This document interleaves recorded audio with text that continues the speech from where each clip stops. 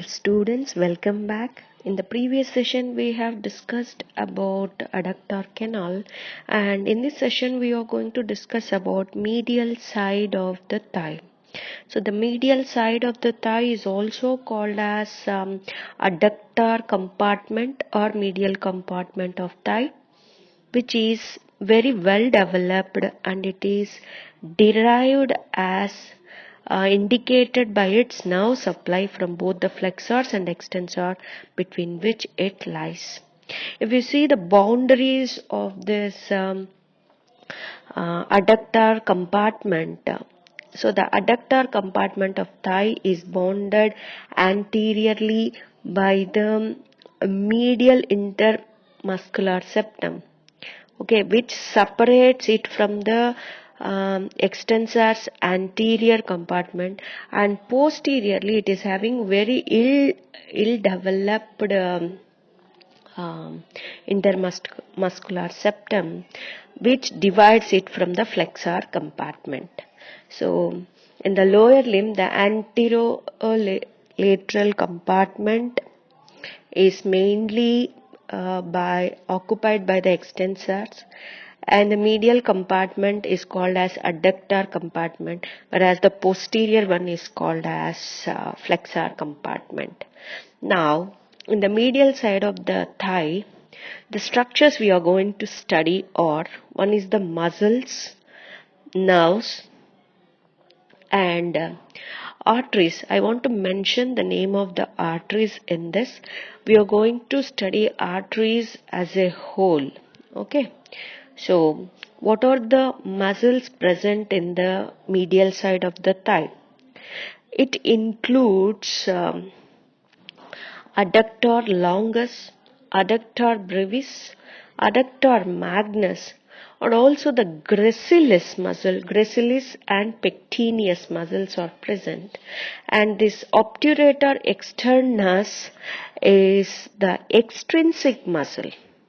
Okay, this is called the remaining muscles are the intrinsic, whereas this obturator externus is the extrinsic muscle which lies deep in this region. It is functionally related to the gluteal region. So we are going to discuss this obturator externus in the gluteal region. The nerves which are associated in this medial side of the thigh is the obturator nerve and accessory obturator nerve.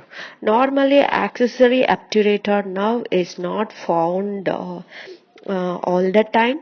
So, if present, what is the nerve supply of this accessory obturator nerve to the medial side of the thigh? We are going to discuss.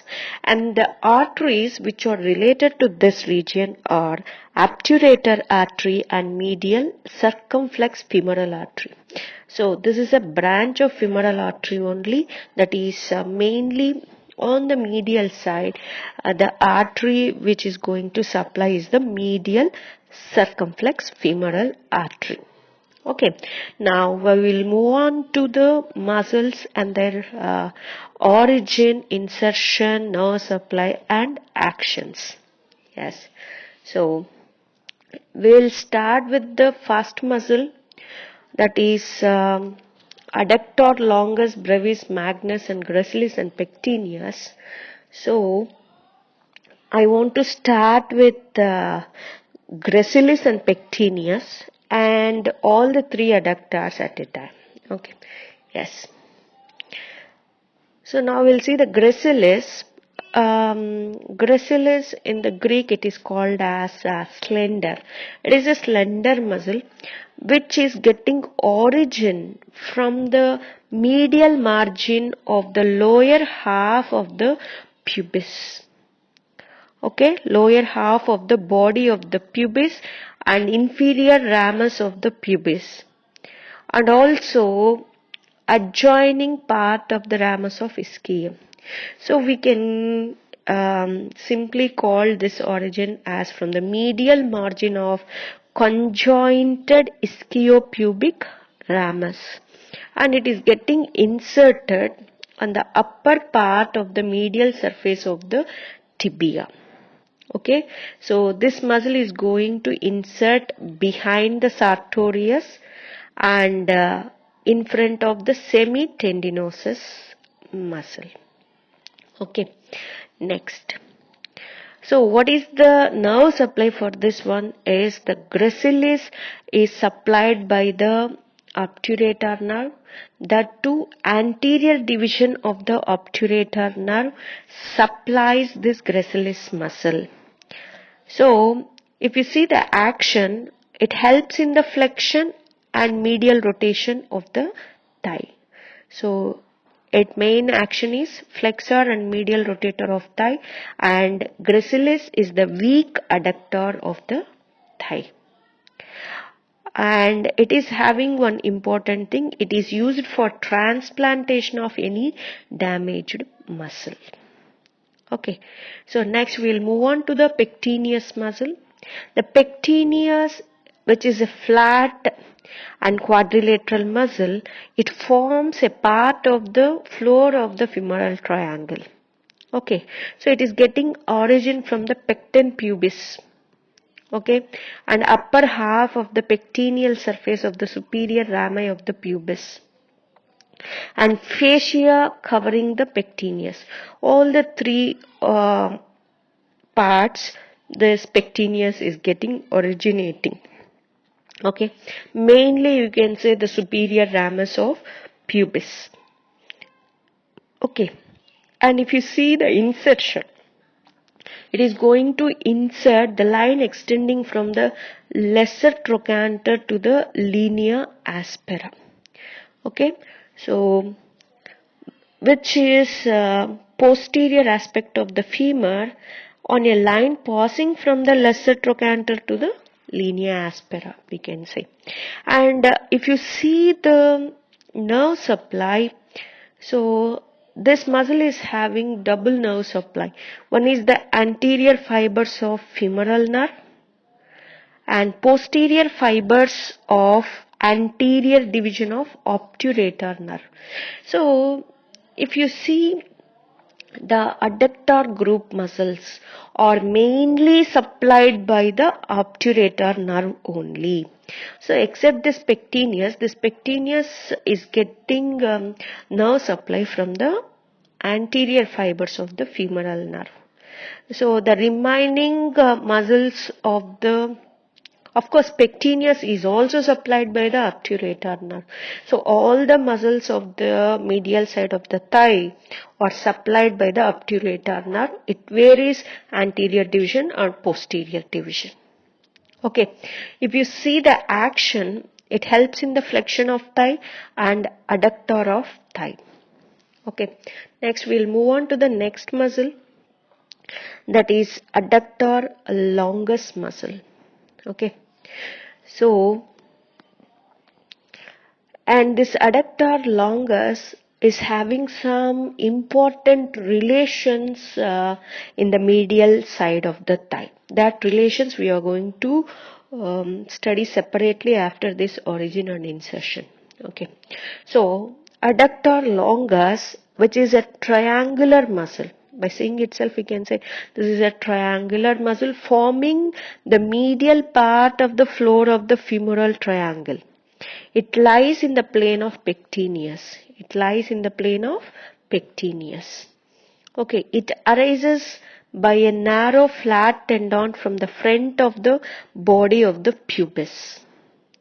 Okay, in the angle between the pubic crest and the pubic symphysis. Sometimes sesamoid bone is seen near its origin, which is called as rider's bone. Okay, so it is going to insert the linea aspera in middle 1/3 of the shaft of the femur between vastus medialis and adductor brevis and magnus. So that is the insertion. So posterior part of the middle third of the shaft of the linea aspera. So the adductor longus is getting inserted. If you see the nerve supply, so this one is supplied by anterior division of again obturator nerve. So this is the powerful adductor of thigh at hip joint, and these acts as posture controllers. Okay, that is the action of adductor longus. Now we will move on to the adductor brevis muscle.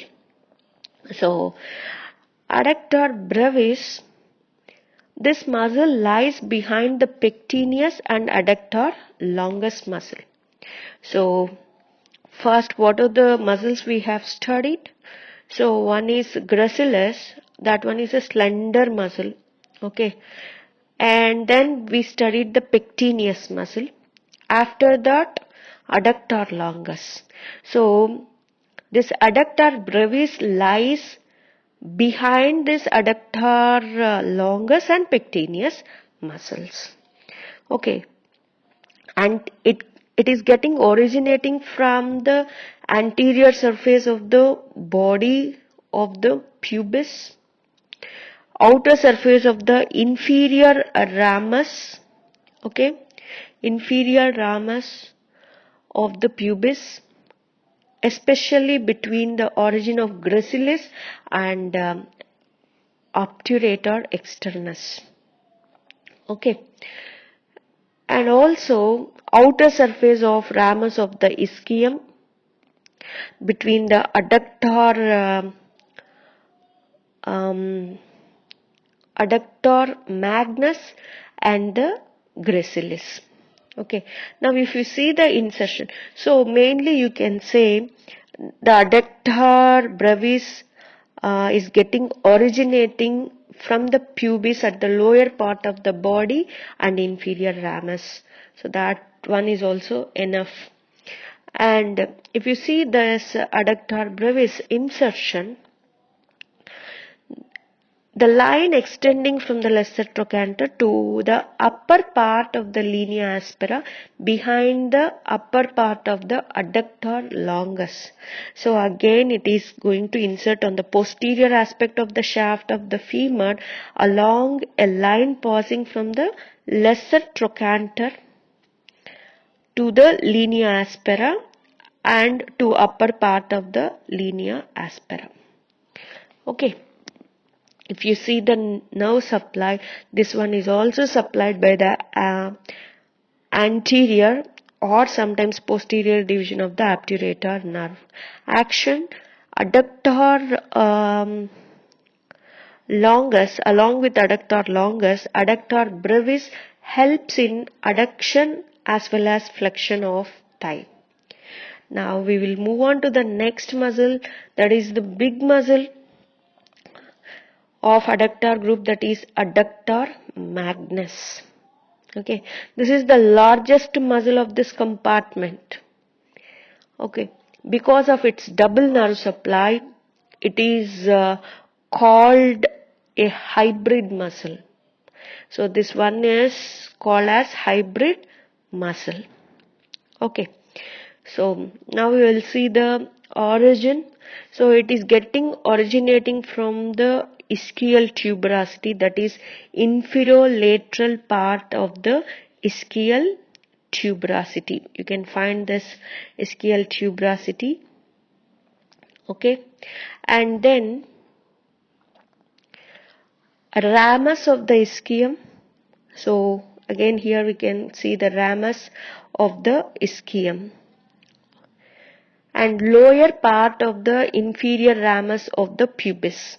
So ischium, ramus of the ischium and lower part of the ramus of the pubis. These are the origins of this adductor magnus. So if you see the insertion, it is going to insert the medial margin of the gluteal tuberosity. So medial margin of the gluteal tuberosity. So here we are seeing this one, the left side, here the right side bone. Okay. So medial margin of the gluteal tuberosity, and again the linea aspera, medial supracondylar line, and finally the adductor tubercle. Here you can find this adductor tubercle very clearly. Okay. And very important thing here on the lateral aspect of this tendon, you can find a hiatus called as adductor hiatus we can find. So this is a very important opening which we have already studied in the adductor canal. So this is that opening. Okay, so now we'll move on to the nerve supply of this muscle. The adductor magnus is having a double nerve supply. So adductor part of the posterior division of obturator nerve. So one is from obturator nerve, and hamstring part by the tibial part of sciatic nerve. That means hamstring part means it mostly present on the posterior aspect, somewhat posterior thing. So that part of the adductor magnus is supplied by the tibial part of the sciatic nerve. Adductor part by the posterior division of the obturator nerve. So if you see the action, because of its origin and its insertion, adductor part causes adduction of the thigh, and hamstring part helps in the extension of the hip. Okay, and flexion of knee also. So hamstrings also helps in flexion of knee. So all these are the three functions of adductor magnus. What are the functions of adductor magnus? Adductor part helps in adduction, hamstring part helps in extension at the hip joint, and this hamstring part helps in the flexion of the knee joint. So all these are the functions of this adductor magnus. Okay. So out of all these muscles, this adductor longus will have a very important relations on the medial side of the thigh. Now we will see what are the relations of this adductor longus muscle. So this is the transverse section of the adductor longus muscle through the femoral triangle. Okay, so actually this is the adductor longus muscle. So now we will see the relations on the anterior surface of this muscle is related with the spermatic cord and also great saphenous vein with fascia lata, and here you can find the femoral vessels. We can find femoral vessels. So this spermatic cord all we can see towards the pelvic region. So that means here at this region it is related to the spermatic cord, and also the femoral triangle will have the saphenous opening at this site. So that saphenous vein which is entered into this opening, and also with fascia lata, that is deep fascia. After deep fascia, we can see this femoral vessels, and also on the anterior aspect it is related with the sartorius muscle because it is cut through the femoral triangle. So it is also related with the femoral triangle on the anterior aspect. What are the structures? Spermatic cord, great saphenous vein with fascia lata, and the femoral vessels. Okay, artery and vein, femoral vessels, and sartorius muscle. So these are the structures which are related to the adductor longus on the anterior aspect. Okay, now we will see on the posterior surface, so which is related to the adductor brevis. So we can see this is the adductor brevis muscle, okay, and also adductor magnus. So these are the adductor brevis and adductor magnus are related, and we can see some of the nerve which is going to related on the posterior surface. that is anterior division and posterior. So mainly anterior division of the obturator nerve.